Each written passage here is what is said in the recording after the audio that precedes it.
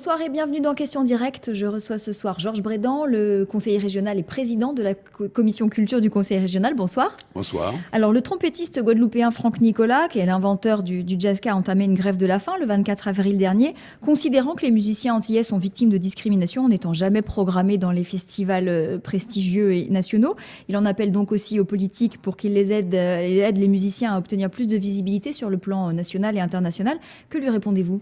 Je lui ai répondu d'ailleurs à travers justement un post que j'ai fait aussi bien sûr Facebook, WhatsApp, pour dire que le jazzka avait toute sa place bien évidemment dans le registre du jazz et donc avait vocation à être programmé dans les grands festivals dédiés au jazz, puisque précisément nous faisons partie intercaraïbe de ceux qui ont inventé le jazz en termes Amérique.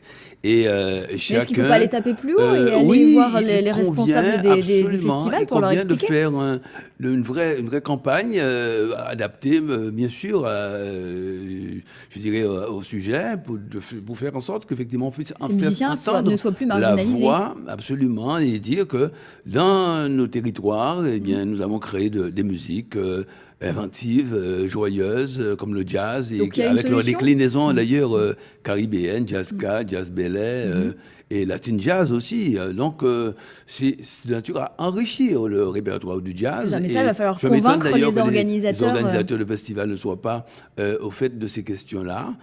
J'y vois en tout cas une vraie marque, soit d'inculture ou de discrimination, en tout cas de sectarisme de leur part. Donc, vous lui donnez raison. Oui. Alors, la région aide le cinéma et sponsorise, on le sait, généreusement les productions tournées localement. De même, elle aide aussi les artistes plasticiens et les photographes guadeloupéens, leur offrant par exemple la possibilité d'exposer leurs œuvres hors des frontières de l'archipel. C'est le cas notamment dans le cadre du cycle d'exposition Éclat d'île à Paris, par exemple, en ce moment. Mais est-ce que la musique, localement, n'est pas un peu le parent pauvre de la politique culturelle de la région ? Bien, j'ai eu l'occasion de dire qu'on ne pouvait pas mener tous les chantiers à la fois, mais nous ne négligeons pas pour autant la musique. Il s'agit d'aider les musiciens à travers, bien sûr, l'enseignement artistique, l'éducation à la musique, à travers le spectacle vivant. Est-ce qu'il ne manque pas des mais scènes aussi des scènes, bien sûr. Alors, nous avons effectivement des déficits. Il y a l'archipel, il y a le Centre des Arts. Nos deux plus grandes salles de diffusion, eh bien, sont aujourd'hui en panne. Nous travaillons à les remettre en scène. Et en scène, comme c'est le cas pour le Centre des Arts, puisque le conseil régional participe bien évidemment au plan de financement. L'archipel est un établissement départemental, mais je crois savoir qu'il y avait un problème d'assurance, mais que bientôt ça sera réglé, et même question d'une semaine, pour que l'archipel puisse de nouveau briller de mille feux et que les artistes puissent se donner à voir. Mais au niveau de la création, il faut les aider aussi. Ça, c'est les résidences d'artistes.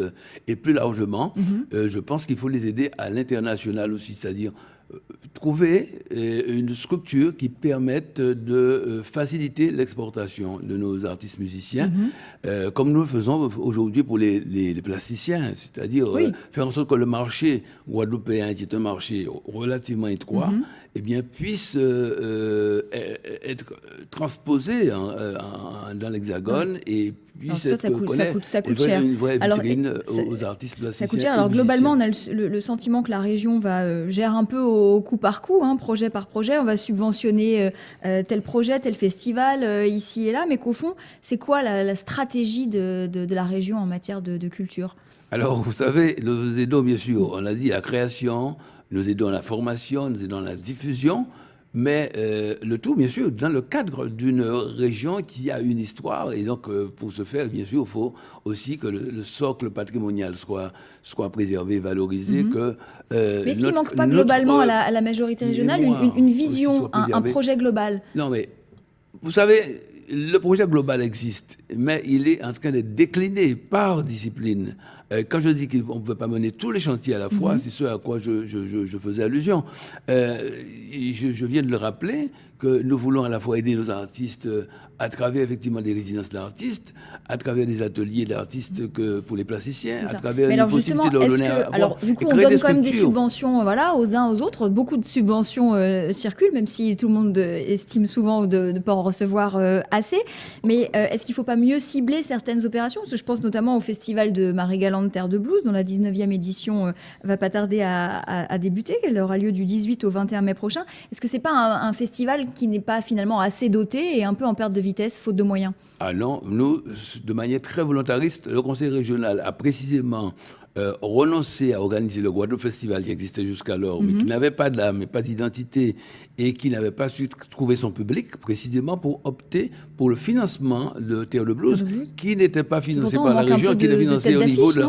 Il était financé au niveau de l'Europe, sous un axe qui n'existe plus aujourd'hui, et que de manière volontariste, nous l'aidons à hauteur de 350 000 euros quand même pour un budget de 600 000 euros, donc plus de la moitié. C'est pas énorme, 600 000 euros pour un budget, pour un festival de cette ampleur. Énorme, oui et non. Tout est en relatif par ailleurs, tout est en relatif. Hein. Bon, vous avez d'autres festivals qui coûtent beaucoup moins. En tout cas, c'est vrai que ce festival mérite d'être accompagné.